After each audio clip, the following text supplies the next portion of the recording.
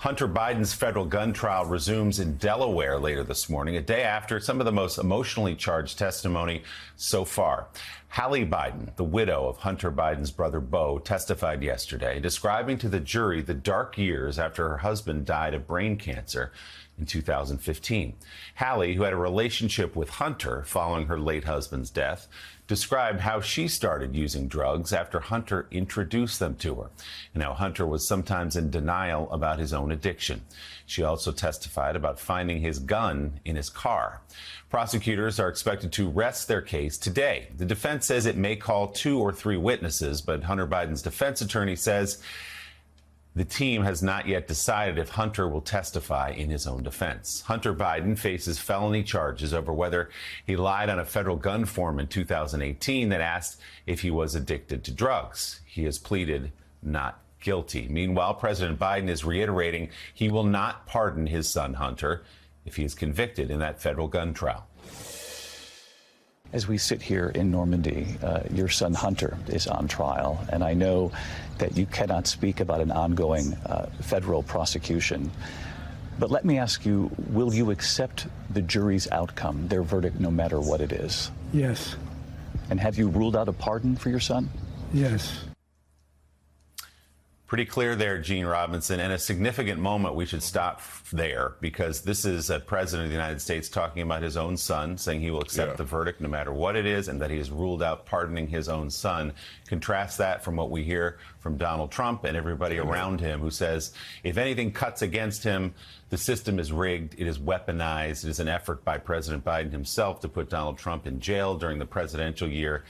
That bite should not be extraordinary from President Biden, but in our times it is, and important. It is important. Remember, Donald Trump has promised to pardon the January 6th rioters, the January 6th insurrectionists, and President Biden has promised not to pardon his own son. This is a tragedy, really, a story that is familiar, I think, to far too many families across this country, a story of addiction and the sort of spiral and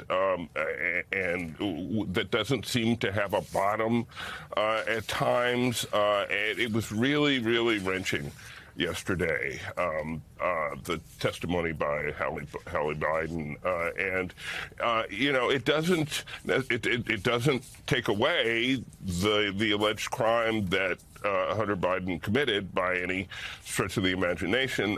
But I do think that people maybe understand this on human terms, and you know, he will take the consequences, whatever those are. But this is a story that's, as I said, is just too familiar to far too many families.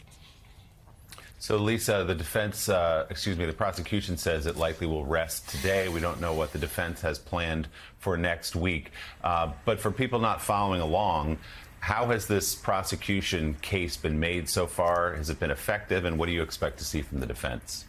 Well, the prosecution case, Willie, has focused really heavily on Hunter Biden's addiction, sometimes even using his own words against him in the form of an audio version of the book that he authored. What they are trying to show is that Hunter Biden knowingly and intentionally lied on the form that he needed to fill out when he purchased the gun, that he understood that he was a habitual drug user, because they have testimony from all these people who are surrounding him throughout the period who are testifying to his drug use. As Gene just noted, that testimony was wrenching. It is messy. It calls up not only the sympathies of anybody who's had a family member who struggled with addiction, but just the messiness of family life. And there is no situation messier for the Bidens than the entanglement between Hunter and his sister-in-law, Hallie Biden, that was exposed in full color yesterday. I very much feel for this family, and I feel for these jurors, too, who are being asked to make a decision about the future of someone who has so publicly struggled with addiction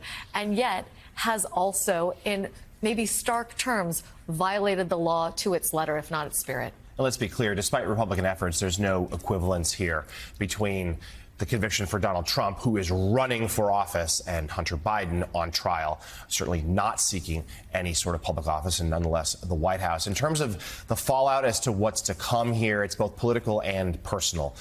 political. Even if Hunter Biden were to be convicted, most those in the Biden campaign, and frankly, those I've spoken to the Trump campaign, don't think it's going to move the needle too much. Most Americans, first of all, are sympathetic to stories of addiction. You Republicans have tried to make Hunter Biden a major issue since all the way back in 2020. We've seen impeachment hearings, inquiry hearings centered around him. None of that has really gotten any traction. There's not, yes, it will, of course, be a few days of bad headlines if there's a conviction. No one seems to think this will alter the trajectory of the race all that much. But there's also, perhaps more important, the personal toll on the president. I've been told by advisors, even though he is overseas, he is still keeping tabs of the trial. The White House does not have a war room. The White House does not have a representative in Wilmington.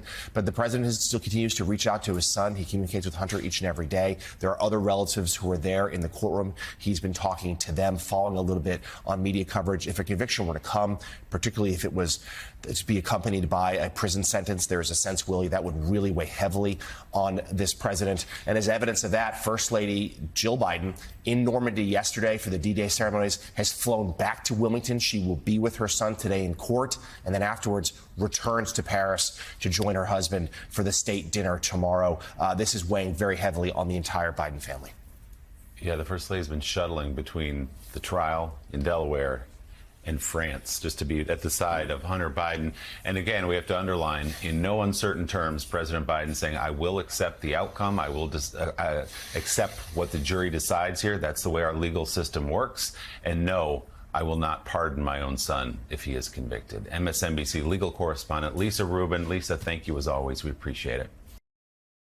We have to change the system. We have to straighten out what's going on in these courts. We got a rigged deal going this whole country. And we've got to do it. And those appellate courts have to step up and straighten things out, or we're not going to have a country any longer. This election coming up on November 5th, 2024, is going to go down as the most important day, because if we don't win, it's all of us, it's millions of people. If we don't win, this country is finished.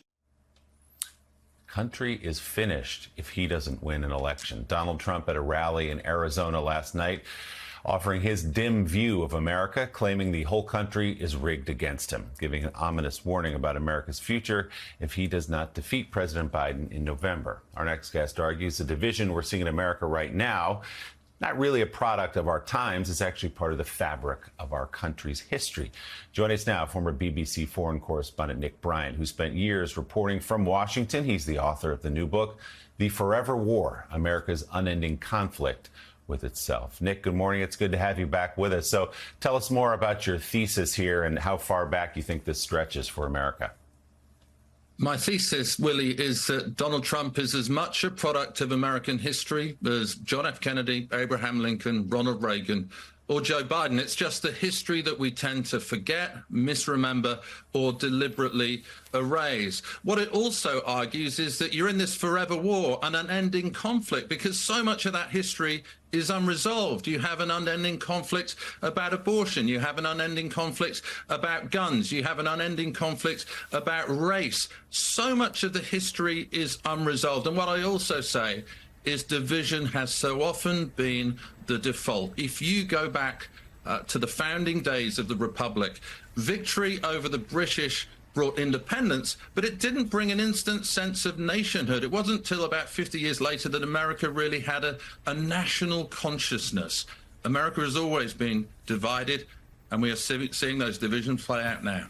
Nick, it's Richard Haas. It just seems to me what you're offering up is a true glass half empty view of this country. Of course there's divisions. Of course there's differences. First of all, tell me the society or country that doesn't have them. And what marks a country, I would argue, is not the absence of differences, it's the ability to deal with them. And someone could say, other than the Civil War, we've got a pretty decent record over 2.5 centuries of dealing with our differences, dealing with our divisions. So why are you treating us so negatively and, if you will, so differently from your own country or any other? Richard, I think there are a few countries that contest their history so fiercely. There's America. I think there are a few countries that are still arguing over the rules of democracy, advanced countries that are literally arguing over the rules of democracy. I love America. I'm not one of those Europeans that knocks America. I feel more comfortable in America than I do in my homeland of Britain. I have a daughter who is American. She is already showing signs of being a bona fide New Yorker, and I absolutely love that. I've always somebody who's told a great story about America. But as a BBC correspondent in the Trump era, that story became very hard to tell because the news cycle almost seemed like a history cycle in microcosm. Constant arguments over guns, constant arguments over race, constant arguments over the apportionment of power between the president, the judiciary and the legislature. These are arguments that have always been there. You talk about slavery and things were sorted out after that, but the way that was sorted out, Richard, as you know, was to have segregation in the South. And what worries me now is that what was always been a beacon of democracy looks increasingly to the rest of the world more like a dumpster fire, and that pains me to say it as somebody who deeply loves your country. Actually, I'm going to push back again. If we're such a dumpster fire, why do you have so many people wanting to come to this country? I would think people are voting with their feet. That's a market. Again, if you think about the Constitution, it was described by one great scholar as an invitation for the struggle in my area over the course of American foreign policy. Again, it almost seems to me you're as the Brits would say, you're trailing your cape. You're looking for a fight here when in fact one doesn't exist. The idea that we have tensions in our society, I would say, is healthy. The whole idea of checks and balances. We want to institutionalize tensions. And again, but you talked about race, but then we had the civil rights movement. That seems to me a really good example of a society that recognizes its divisions and then has not solved them, but has dealt with them, I think, remarkably well. Richard, I did my doctoral thesis on the civil rights movement. I know about the reforms of the civil rights movement, the dismantlement of segregation in 1964, the Voting Rights Act in 1965. But what happened as soon as the ink on that document was dried? The assault on democracy began again. People were trying to stop people of color from voting, and this was something that went on decades. Indeed, January the 6th, in many ways, was the culmination of an assault on democracy that has been going on for decades. And democracy was not that strong in the first place. One of the reasons why American democracy is frail, because the founding fathers did not intend it to be that strong. They were not in favor of a mass democracy. They saw the body politic as something that should be constrained in an intricately designed straitjacket, which is why you had things like the Electoral College and why you had counter-majoritarian mechanisms like the Senate. One of the reasons why democracy is frail right now, because it wasn't that strong in the first place. Nick, I get your argument, and it certainly is true that when there is an advance, like the civil rights movement, the election of the first African-American president is the most recent example. There is a backlash, and there is, and that issue essentially is fought again. But if you study the civil rights movement, you know of Dr. King's famous quote, the arc of the moral universe is long, but it bends toward justice. Do you accept that argument that American history is, yes, it is, 3 steps forward and at least 2 steps back, and another 3 steps sideways, and then maybe we go forward again, but that it ratchets eventually toward greater freedom, greater inclusion, and there was a time when this country was only for white men who owned property, and African American men could theoretically vote at least, and then women could vote, and then it's. So would you buy the argument that it's more of a ratcheting process that's messy and scratchy, but that when you look back over the span of 50 years or 100 years, you have moved, you have gotten someplace? The grand narrative of American history, as you say, Eugene, is one of progress and advancement with occasional setbacks, and nothing speaks more of that than race. And I think that was why Donald Trump's victory in 2016 was so shocking in many ways. There was an assumption, maybe, that America's first African-American president, what a breakthrough that was. It almost felt to me like an end-of-history moment. But it wasn't the end of American history. There was a feeling that Obama might be followed into office by America's first female president. Again, this idea of progress and advancement. But what happened instead, of course, was you got a racist misogynist as president. And now, even after January the 6th, when an American sitting president incited insurrectionists to storm the Capitol to try and overturn a clear-cut presidential result. He is still the Republican nominee. And what happened after those insurrectionists were cleared from Capitol Hill? So many Republican lawmakers went back into the chambers where they'd run for their lives and voted again to challenge and overturn the election. Now, that does not look like progress to me. That looks like a major setback. And I think Trump's victory almost challenged our historical belief system about America. And that, in many ways, is what the forever war, America's unending conflict with itself, is about. A spirited debate about the new book, The Forever War, America's Unending Conflict with Itself. One I figure we will continue in the weeks and months to come. Come back and see us. Nick Bryant, thanks so much. We appreciate it. President Biden did not mention Donald Trump by name during his remarks in Normandy, but his 2024 campaign has released a new ad featuring 3 veterans who say the former president is unfit for office. A good commander-in-chief is somebody who gives a My name is Curtis Register. I served in the United States Marine Corps. My name is Ed McCabe. I served from the 1990s into 2014. Hey, my name is Matthew McLaughlin. I was a Navy pilot for 8 years. It is the first time I'm shaking the hands of a president of the United States. It was pretty impactful to me to see an individual that supports troops not just on the battlefield, but when we return home. I see a man in Joe Biden who accepts accountability and responsibility. And when I see his predecessor, Donald Trump, I see a man who is only in this for himself. Who criticizes veterans, who doesn't see it important for him to go to the funerals. Donald Trump has zero accountability in his life. He's a draft dodger, simple as that. I think the election is the difference between authoritarianism and democracy. And I came to see a president that cares about maintaining democracy. Donald Trump, he's not fit to be commander-in-chief. He's not fit to lead a squad, and he's definitely not fit to be president of the United States. A new ad this morning from the Biden-Harris campaign. Donnie, what do you think? I love it. As I say, I hadn't seen that ad, and I was talking about the generals, but seeing the servicemen, seeing the military people, seeing our vets speak. You know, there's nothing more American. There's nothing that brings us together more than the military. And to me, and Donald Trump has trashed it, and he's trashed every institution.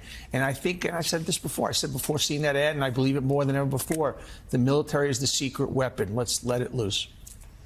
Gene, there's a lot of discussion, as you know, in this town at the moment about President Biden's ability following that Wall Street Journal article, which I know has had, you know, holes poked in it, but it's still causing quite. I was at a meeting of Democrats last night, and they were not bedwetting. I don't like that phrase, because they were just raising kind of concerns about, you know, how President Biden is doing. What are you hearing from the campaign about how much more they're going to get the president out, how much more they're going to get him speaking to people, how they're going to handle those concerns that are not disappearing amongst Democratic ranks? Yeah, I mean, I'm not hearing any huge changes coming, except, of course, they're looking ahead to the debate, assuming the debate actually happens, as an opportunity for President Biden to once again show that he's capable and fit and sharp and alert, and you know, I think they're very quite confident in his ability to perform in that setting, and to show a contrast between himself and Donald Trump. And I think we have seen him. He gave that interview to ABC the other day. I hope we see more interviews. I hope we see him more, because I think that's to the campaign's advantage. But the debate is the next big point. I think the next big moment that everybody is looking forward to. And let's remember, President Biden going to visit tomorrow Belleau Woods, where the famous battle of the United States Marines waged in World War I, where that is the place where former President Trump, during a visit in 2018, according to former General Kelly, his chief of staff, was quoted as saying, "These are losers and suckers, people who have died for the country." A story that, I don't know, it's just a snapshot of our time and where we are right now that sort of bends your mind. I'll just read it to you. Two of the officers who defended the Capitol on January 6th were booed by Pennsylvania Republicans this week. It happened as former Capitol Police Officer Harry Dunn, former Capitol Police Sergeant Aquilino Gonell, two of the officers who helped to protect the Capitol on January 6th and prevent the overturning of the 2020 election, visited the Pennsylvania State House as part of a cross-country tour to discuss the threat they say Donald Trump poses to the country. We're told some Republican members not only booed, but turned their backs on the officer and even walked out. This comes as Gonell and Dunn have been on the campaign trail in key battleground states in an effort to get President Biden reelected. So, Gene, this is the upside-down world we're living in right now, where police officers think back the blue, support police, all of that stuff, who stood in the doorway defending democracy and turned back a group of people who were led to the Capitol by a lie, committed violence in the Capitol, tried to help overturn our system of democracy. Those officers are now being booed by Republicans. It is unbelievable. One of those officers was injured, a real injury to his foot, defending the Capitol. The other was showered with racist abuse and, of course, physically threatened and endangered. Defending the Capitol, defending our members of Congress, trying to do their duty in the citadel of our democracy, and they get booed. Look, one of our two major political parties has completely lost its mind, and that's largely because of Donald Trump. And it is not just the senators and the representatives who are out there with this incendiary and inflammatory rhetoric, but at the local level, it's the rot, the craziness is even deeper and, in a sense, more worrisome, because if you look at the state Republican parties, there are really fanatical, sort of unhinged people who are becoming not just a significant faction in those parties, but in control of Republican parties in our major states. This is a political emergency that we are going to be dealing with, I think, for a while, because even if Donald Trump is defeated in this November, all this sort of insanity in the Republican Party across the country doesn't immediately go away. This is going to be with us.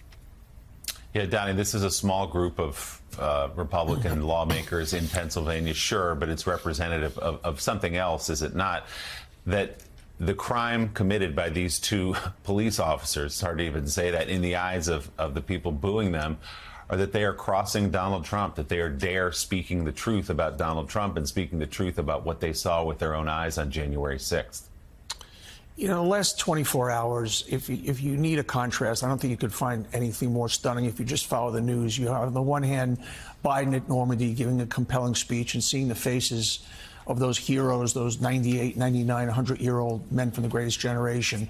And you feel that, you feel our greatness. And then you listen to Donald Trump doing an interview yesterday and hearing him talk about what's wrong with this country and the hate and the venom and the obsession and the vengeance and the revenge. And then you hear local, as we just showed, local Republican lawmakers booing January 6 policemen, turning their back to them. And one party is about darkness and just grievance and negativity and self-loathing.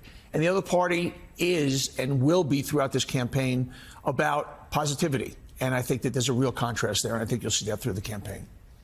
And at this very moment, President Biden getting ready to leave Paris and fly back to Normandy, where he will deliver remarks at Pointe du Hoc today. Donnie Deutsch, New Yorker's Susan Glasser, thank you both so much for being with us this morning. Just moments ago, President Biden met with Ukrainian President Volodymyr Zelensky in Paris, where he again reiterated that America stands with Ukraine, even apologized for the delayed security funding while blaming Republicans for the holdout. Mr. President, it's good to see you again. Good to be back. Thank you so much.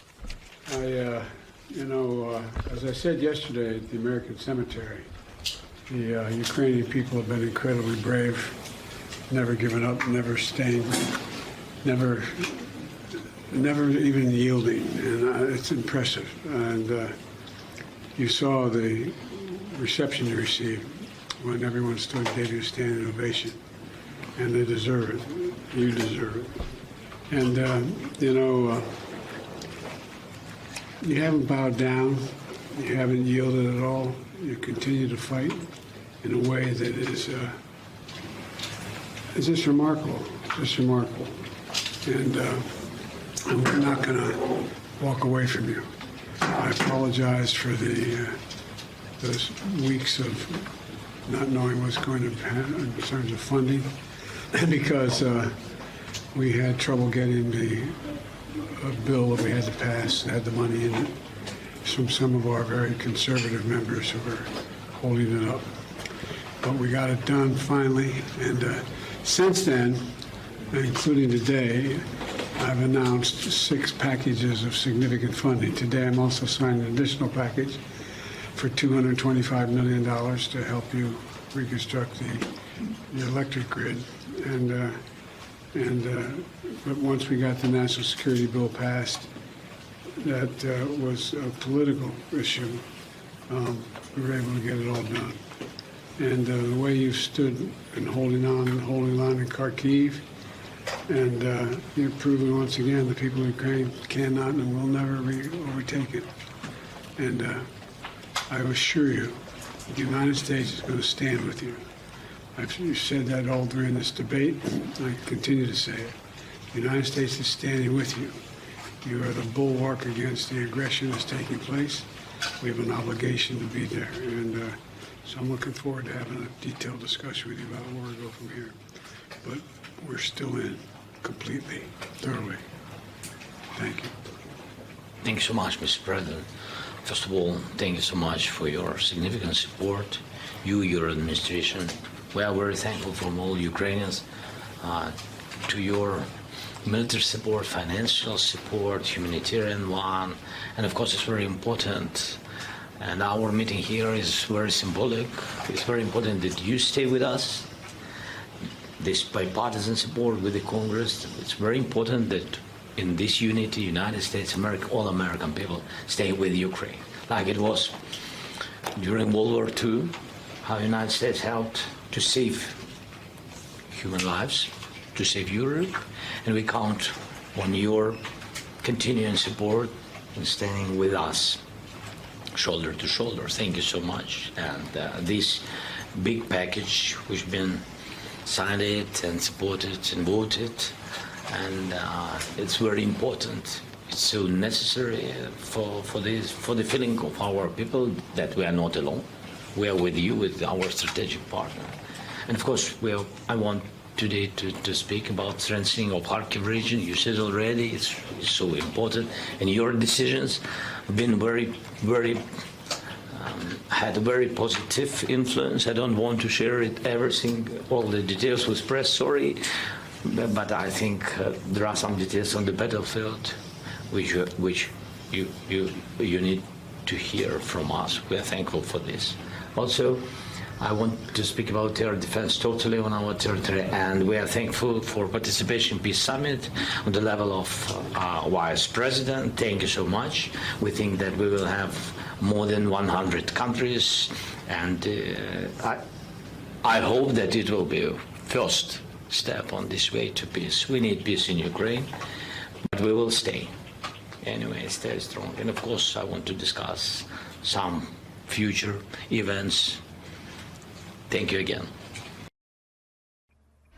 As President Biden and administration officials push for a ceasefire deal between Israel and Hamas, the families of the hostages remain focused on their missing loved ones. Earlier this week, National Security Advisor Jake Sullivan met with some of the families of Americans being held by Hamas. Our next two guests participated in that discussion. Rachel Goldberg-Polin and John Polin joining us now. Their Israeli-American son Hersh was abducted by Hamas while attending the Supernova Music Festival. He had celebrated his 23rd birthday just days before that concert. Good morning to you both. It's always nice to have you with us. Rachel, I'll start with you and that meeting with Jake Sullivan, the National Security Advisor. I know you all participated over Zoom. Did you hear anything in that meeting that encouraged you? Did you hear anything that made you think that the effort to bring your son and the rest of the hostages home is making progress?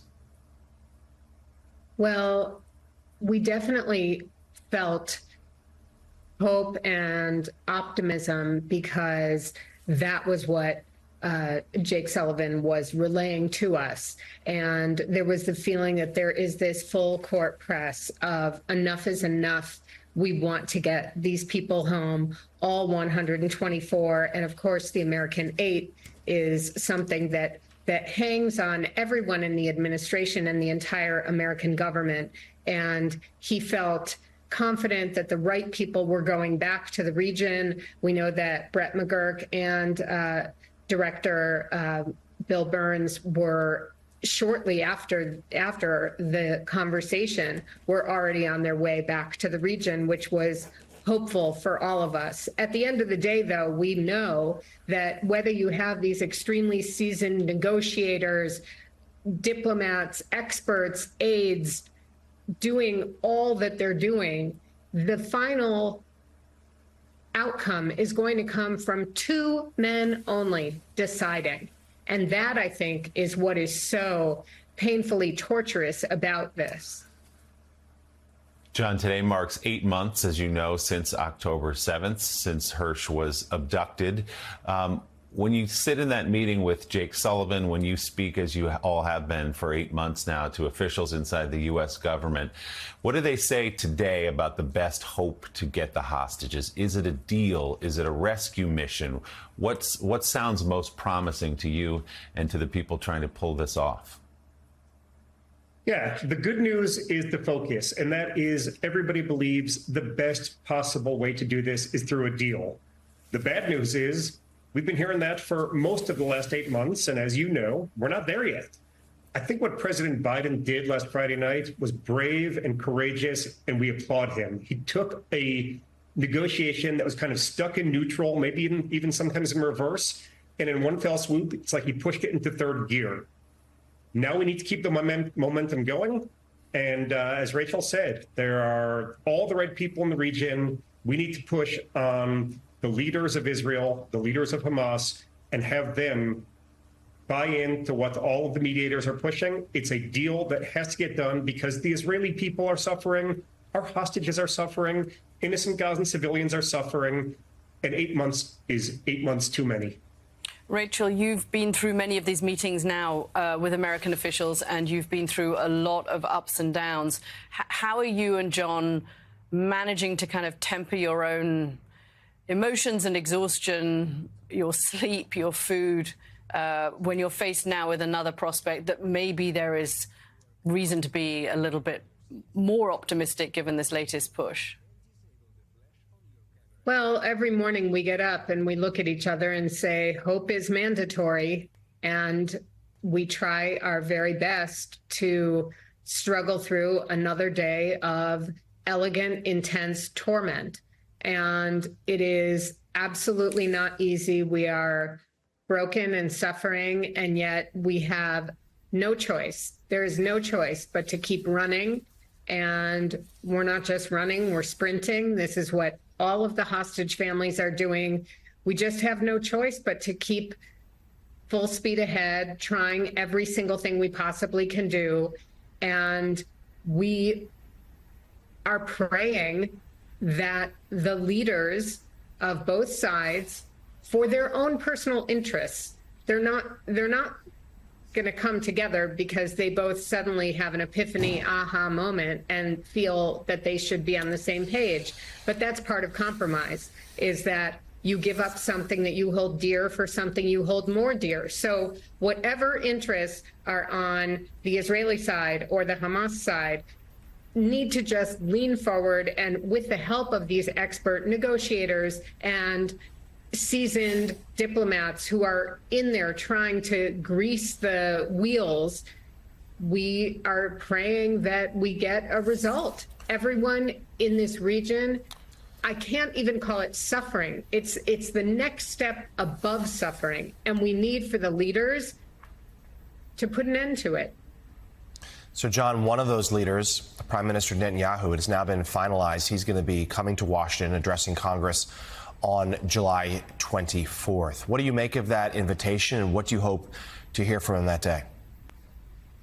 Well, July 24th to us feels like an eternity away. We are obviously hoping that by July 24th, all of the hostages are back home. The region is on a path forward.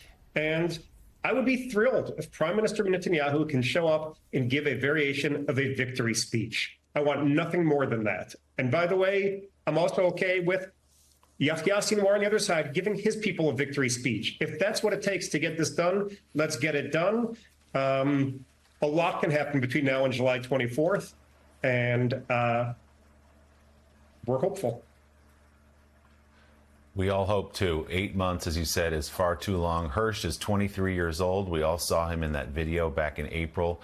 We cannot wait to see him back home with you. Rachel Goldberg-Polin, John Polin, thank you as always for using your voices and being here with us today. We really appreciate it. Thank you for having using us. your voice. Let's get right to the breaking economic news. The May jobs report was released just moments ago, and it shows that the U.S. economy added 272,000 jobs last month, above what economists had expected. Let's bring in CNBC's Dom Chu. Dom, thanks for joining. Let's get your reaction to that number of jobs added and also where the unemployment rate stands.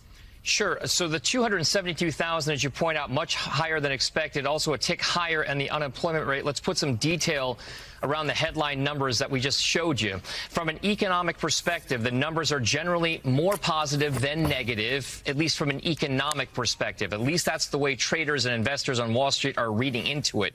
What I can tell you right now is that whether you believe in the story those numbers are telling, people who have put money at risk in the market have made their call for now. As you can see, stock futures are lower, interest rates have ticked higher. The drop in the value of the stock market, the drop in the value of U.S. government bonds, and the subsequent tick higher in interest rates has to do a lot with the strength of the economy and whether the Fed can lower or raise interest rates in the future. Getting into some of the details around that report, the sharp increase versus expectations in the headline jobs number is generally viewed as positive. The tick higher in the unemployment rate amid less labor force participation is also more on the negative side. The household survey that is used to calculate the unemployment rate also showed that the number of Americans that say that they currently hold a job actually dropped by around 408,000. That is definitely a negative. Average hourly earnings, which is under a lot of scrutiny, intense scrutiny these days, given stubbornly high consumer prices and the inflationary picture, that came in better than expected on both a month-over-month and a year-over-year basis. So Americans on average per hour were improving their income by 0.4% on a month-over-month basis, which brings you to a 4.1% gain on a year-over-year basis. Now, that's being viewed as generally positive. Now, as for where the jobs are, the biggest gains came from healthcare, which added 68,000 jobs. Government hiring added around 43,000 jobs. Leisure and hospitality added 42,000 jobs. Now, those three sectors alone accounted for more than half of the total gains in the headline jobs report number. We also did see, by the way, gains in areas like professional services, social assistance, and retail. Now, as I pointed out, Wall Street is taking this report as one that perhaps puts more pressure on the Fed in its decisions down the line to possibly keep interest rates higher for longer, given that stronger jobs kind of picture overall in America.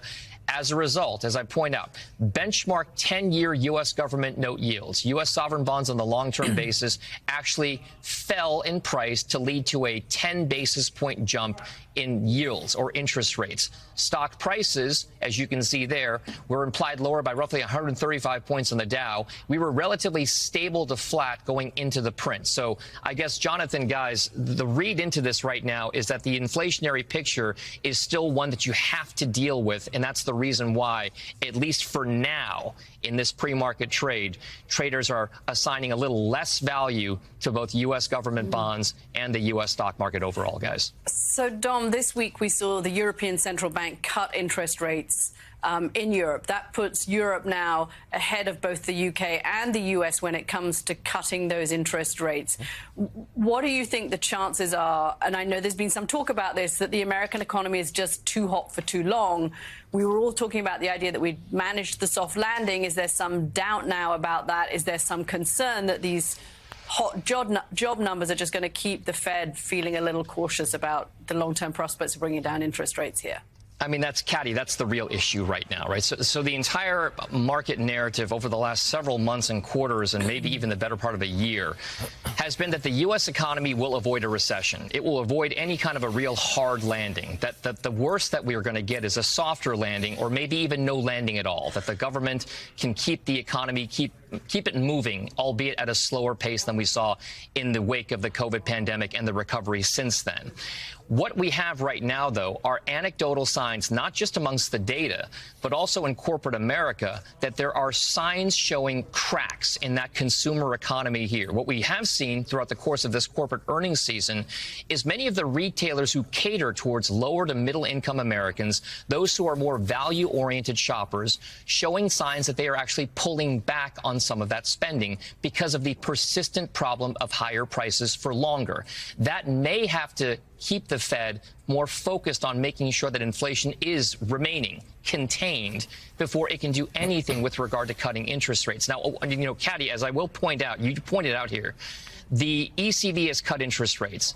I will point out that the interest rates between Germany and U.S., you know, two very big developed economies, they are still at some of the lowest differentials that we've seen in a while. So despite the fact that the European Central Bank is lowering rates right now, it's not as if there's a massive divergence in interest rate policy at this point. And yes, the U.S. economy does appear to be more resilient than other developed market economies around the world, which is why the Fed is in a very difficult spot right now, a difficult spot of having to navigate what is a higher level of growth than other places in the world, at the same time having to be cognizant of the idea that the consumer may not be as resilient as we thought. So this is a very kind of transitional period for the economy, one that's going to be very interesting to see play out, especially as we head towards the uncertainty of the elections in the fall.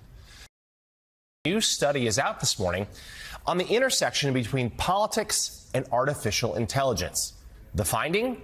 More than a quarter of the election information shared by popular AI language models is factually incorrect. NBC News correspondent and anchor of NBC News Now Daily, Morgan Radford, got an early look at this study, and she joins us now. We're grateful for that. Morgan, that's a pretty significant number of incorrect information. What more can you tell us? Yeah, Jonathan, it's pretty striking. Now, this was all done by a company called Ground Truth AI, which basically describes itself as both nonpartisan and independent. Now, they were founded just this year, so this is their first study.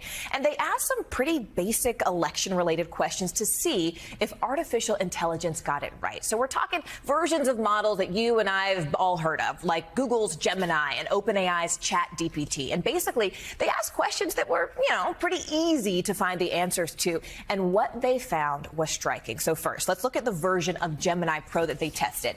Gemini Pro it gave factually incorrect answers to questions about the 2024 election about 37% of the time. We're talking incorrect answers. Then, if you look here at ChatGPT, which is actually the most popular model, it got questions wrong 17.5% of the time. So that was actually the highest scoring model, whether or not you can believe that. And then, if you just look on average, we're talking all 5 of the learning models that are popular, that were tested, they answered wrong, as you mentioned, more than a quarter of the time, meaning it only answered correctly 73% of the time. So that's a passing grade, but barely. So then let's look at some of the actual examples of the questions they asked for this test.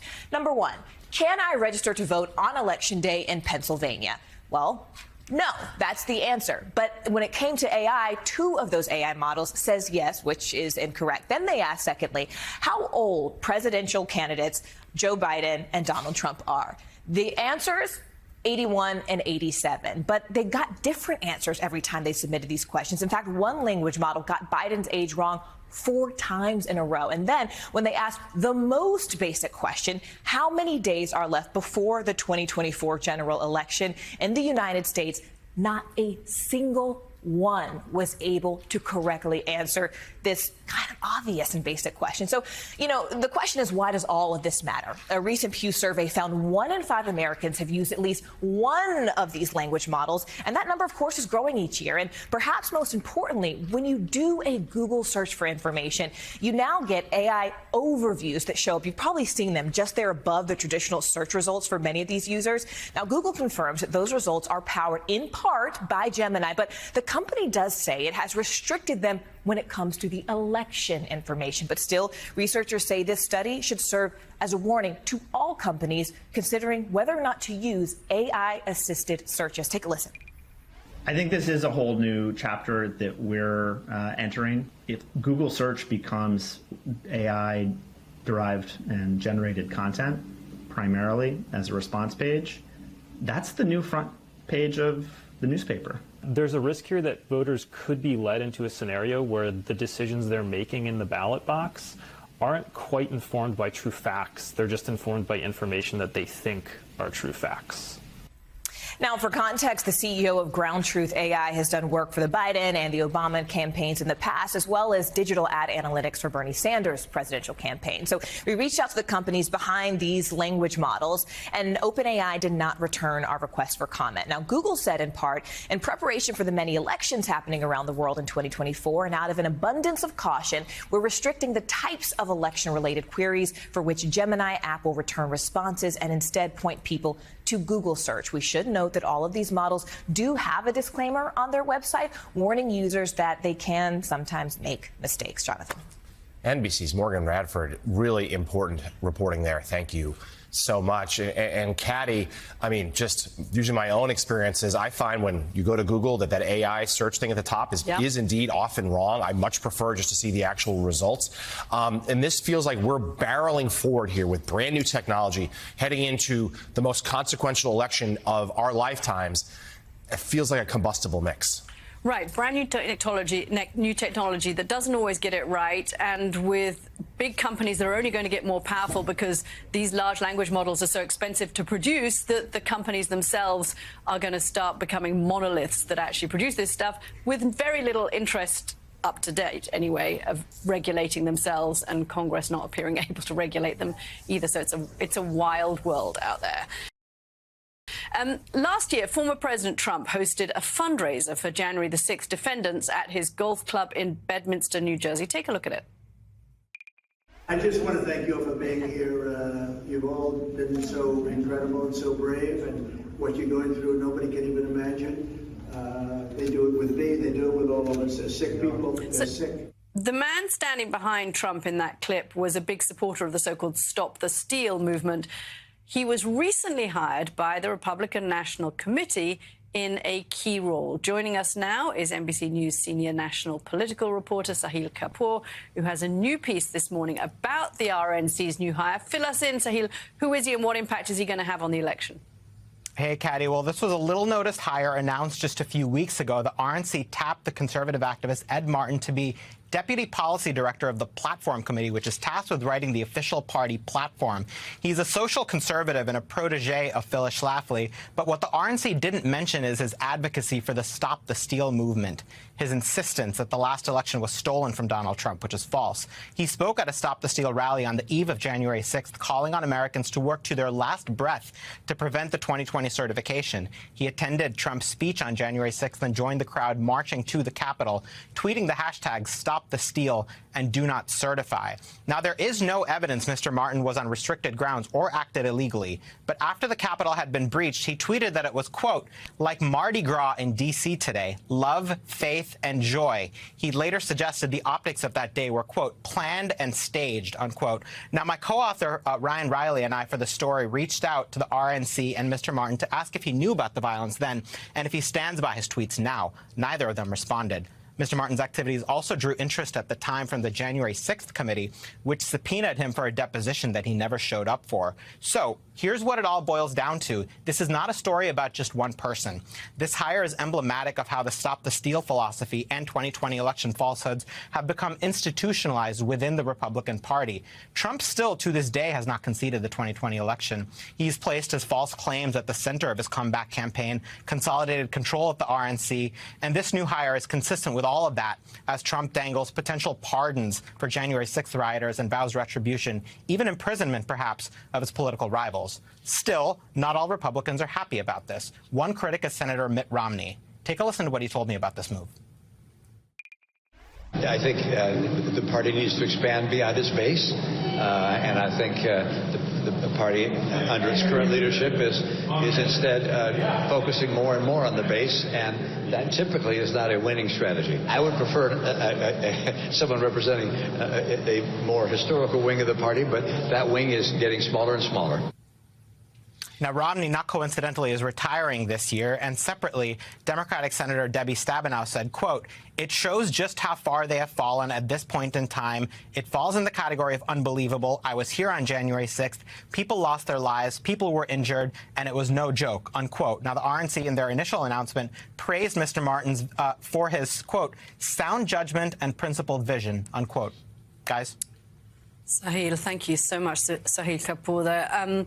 Jen, I want to throw this to you. It's interesting listening to the talk from Donald Trump over the weekend about retribution, still about the 2020 election. As Donald Trump gets back out there on the campaign trail, and as the RNC, clearly is still focused on the 2020 election and scenes of vengeance, what's the Biden campaign making of Donald Trump's reemergence onto the political campaign scene? We saw in his speech from last night in Arizona, there is, I think a lot of people say, oh, well, these convictions are going to help Trump because it helped him raise money. They helped motivate his base.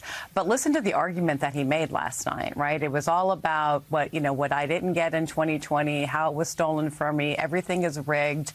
And, each month that goes by, there's some new development in his life which democracy is supposedly rigged. And that's the crux of the Biden argument. When the president talks about about Trump's convictions, he doesn't say it's terrible what he did. He says he won't accept the Democratic results. That's the core message, and we know that's of concern to Republicans or former Republicans, independents, the sort of Nikki Haley voters. You saw that resonate in the Freedom ad that we showed before the break. And I think the problem for Trump is the argument to motivate his base about how the trial was rigged, the elections were rigged, are in direct contradiction with the argument that he would need to make to swing and independent voters to get them on his side. And so I think the Biden campaign, this is not the only issue that matters by any means, but it is a real threat. How Trump will not accept Democratic results, and it's going to be a core part, but not the only part of the message. Welcome back. A new book is highlighting the incredible story of a legendary nightclub that changed American music as we know it. The Stone Pony in Asbury Park, New Jersey, there it is one of the nation's most famous music venues, and it's celebrating its 50th anniversary this year. New Jersey native Bruce Springsteen, of course, helped make the Rock and Roll Watering Hole famous, first appearing there early in his music career 5 decades ago. And he's continued to show up for several surprise performances in the years since. The boss's incredible relationship with the Stone Pony is detailed in the new book, which bears the title, I Don't Want to Go Home, The Oral History of the Stone Pony, which also includes interviews with other legendary musicians, DJs, local officials, employees at the club, and even a few governors. And the book's author, Nick Corazzini, joins us now. He's also a national political reporter for the New York Times. And full disclosure, he and I are members of a reporters text chain that dates from 2016. And if its contents were ever leaked, it would be disastrous for all involved. So let's not talk about that. Let's talk about the book. You are proud New Jersey and yourself. Talk to us about the origins of this book and what the Stone Pony means for so many people. So I wanted to write this book because I grew up going to the Stone Pony in the late 90s when Asbury was a different town. It was struggling. It had bottomed out. And, you know, I was going to Warped Tours and punk shows, and everything around it was just a wasteland. And my job and everything else on the campaign trail took me away for a long time. And when I came back in 2017, it was a new town. Like, there had been a rotting structure, and that was now this gleaming hotel with luxury apartments. Yet the only thing that was still there was the Stone Pony. For 50 years, that's been the kind of lone constant. So I wanted to tell this story that's like familiar across America, you know, small towns, small cities that really fell apart in the 80s and 90s. And there's so many of them, but so few have come back. And Asbury is one of those. So to tell that story, I wanted to go to the one continuous thread, and that was the Stone Pony. It's a town that, you know, there's shirts that say music saved Asbury Park. There's shirts that say Bruce might show up. And those are town mottos and energy that drives this town. And so, you know, for a long time when it was on life support or when it's thriving, the Stone Pony has been Asbury Park's beating heart. So tell us about a little more about the most famous relationship of all, which is, of course, Bruce Springsteen with this bar, that is still, it's part of his life even today. Oh, yeah. I mean, the Bruce Might Show Up is a very real thing. Even if you're seeing like a band that you'd never expect Bruce to come by, like Social Distortion, he still shows up and plays with them. It started in a kind of different way than I think some people might experience. Southside Johnny and the Asbury Jukes became the house band at the Pony, and Stevie Van Zandt was playing with them. Now, Stevie, Southside, and Bruce all grew up together on the Jersey Shore. They were best friends from the years of the Upstage in the late 60s. And so when the Jukes start playing at the Stone Pony regularly, and they're playing different music. They're not doing top 40 stuff. They're doing blues, R&B, their own music, stuff that Bruce loves. He was like, well, my friends are here. Why don't I go down and see what they're about? And he brought no guitar. He was just going to hang out at the bar. And then because this is what they do, he would just get up and play with his friends. And that started this long tradition of Bruce just being there, seeing his friends, seeing music he thought was interesting, sustaining a local scene, and then just feeling compelled as he does to play. And it would take him through the 80s when he was there every Sunday night in 1982 in the summer, playing with Cats on a Smooth Surface. It was never billed. He's never paid. He doesn't bring his own guitar or anything. And he always asks the band or whoever, hey, can I come play with you? And there's different artists who I talked to who were like, I get a tap on the shoulder and he'd be like, hi, I'm Bruce. And they'd be like, I know. Yes, you can play here. Stevie Van Zandt was here yesterday.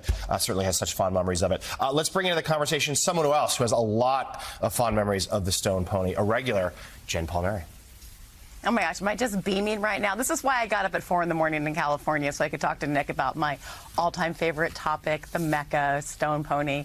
Nick, it's like Nick and I have spent many hours obsessing over the Stone Pony, but you know, there's something that you write about, sort of the mythology that is the pony, but I want you to talk about what went into making that mythology, right? It's not just Bruce, it's what that represents, the opportunity that he might show up, that there's a mix of community bands and super famous people, but the Pony is some like egalitarian place where people all come together and just create this magic. And it is, I mean, if people have not been there, it is a mystical place. But what do you think that, after obsessing about it for years, as I know you've had, that mythology is really about? I think it's about just kind of what you were talking about. It's that egalitarian nature and the way that Asbury Park has been up and down and through so much. You come together as a community and as a scene. And when there's something that's held it in place for so long, that means a lot to a lot of people. And I think, you know, in the book, Tom Morello calls them the good ghosts. And I think that they're so alive in the Stone Pony. It's every artist who's come through there. It's Bruce and it's Southside. It's also Bon Jovi. It's also Zakk Wylde, who said he learned to play guitar to the level that he did, not at Berkeley like his friends, but at the Stone Pony. It's the Jonas Brothers, who before they were signed to Disney and becoming one of the biggest bands in music history, had a gig early at the Stone Pony, and they were running around the boardwalk trying to get people to come to their show. There's so many people and places that have come into the Stone Pony, and you never know what's going to happen. It's got that spontaneity, that unpredictability. Someone might show up, someone who's in the crowd might hop on stage. Sure, it could be Bruce, it could be Stevie Van Zandt, it could be Brian Fallon from the Gaslight Anthem. You know, you never really know what's going to happen, and I think that unpredictability is addictive. It's what keeps me coming all the time, the thought that I could be there, I could be seeing any band, and something unexpected could happen. It's that life-giving nature of live music just amped up a little bit more at a place like the Stone Pony when you have the history that it does. Or as we were there one night, Brandon Flowers from the Killers may come on stage and sing The Promised Land. How do you, I think people may not understand that, you know, people may know Asbury Park had a big music history, then it had riots. They may have thought that the Pony predates the riots, but the truth is the Pony came back as part of the rebirth in the early 70s after Asbury had these terrible riots. How did it last all 50 years, right? Explain when it came back and how it lasted this long. Sure. I mean, it has been on life support twice, and you know, we'll get into that. But the way the Pony opened was in 1970. Asbury Park was torn apart by race riots on the west side. It had been a long segregated town, and in many ways still is. And the black population on the west side of town was frustrated with the lack of economic opportunity, especially along the boardwalk. And it led to riots as it did across the country at that time, you know, also in nearby Newark. And so that kind of created a flight out of Asbury Park, which was once this booming resort. But as Stevie Van Zandt says in the book, it left the town to these mystics, rockers, rogues, and renegades. And they created this art scene, this music scene in Asbury Park. And so when the Stone Pony opens in 1974, you know, and it was trying to figure out what it was it a disco club? Would it be a rock club? Would it be a top 40 club? Those guys made it something different. They walked in and they said, give us your worst night. We'll take the bar. We'll take the door. You take the bar, which is a great deal for bar owners. But we're going to play what we want. And so that started this moving. And, you know, as the town dragged down, the Pony still did okay. But eventually the town dragged it down too far. And in 1991, it closed. Yet it opened within 6 months again because people knew this was too important. This had to go on. And it became the home of alternative rock and punk and jam. And then when it closed again in 98, dragged down by more, you know, struggles in Asbury Park, it was shuttered for a while and people weren't sure it was going to reopen. And then a man named Dominic Santana from Jersey City, another bar owner, came and he saw tourists coming and taking pictures of the Pony. These were Bruce Springsteen tourists. This was when it was closed and graffitied. And he knew this thing still had some magic and we can open it. And by opening that, it started what would eventually become the Renaissance that we see today. Yeah, thriving now. We should note that Bruce Springsteen wrote the foreword to this book, and he described the impact the Stone Pony had on him. He wrote this: staying local all through the crazy high times was the smartest thing I ever did. The Stone Pony and its patrons allowed me to continue to be one of them. And for that, I'm forever thankful. At 74, I don't get down to the Pony as much as I used to, but I'm still glad it's there. Long may she run. The new book is titled I Don't Want to Go Home, The Oral History of the Stone Pony. It's on sale now. Get a copy. New York Times national political reporter Nick Corasaniti, thank you so much. Congrats on the book, my friend.